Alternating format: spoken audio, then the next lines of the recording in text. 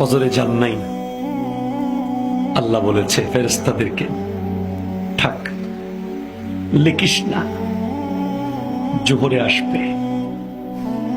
আমার বান্দা তো। আল্লাহ পানি বন্ধ করে দেব? না না না, আমার বান্দা। খানা বন্ধ করে দেব? না না না, আমার বান্দা। আমি না গাফফার? আমি আল্লাহ না ক্ষমাকারী? আল্লাহ দোষগুলো দুনিয়াকে দেখাই দেব? না না না, আমি সাত্তার। রহমতের চাদর দিয়ে ঢেকে রেখেছেন। আপনি জান নাই? আপনাকে হাইয়া আলা সালাহ বলার পর আবার হাইয়া আলাল ফালাহ বলেছেন। হাইয়া আলা সালাহ বললে হতো, ফালাহ কেন বললো? আরে তোর লাভের জন্য আয়।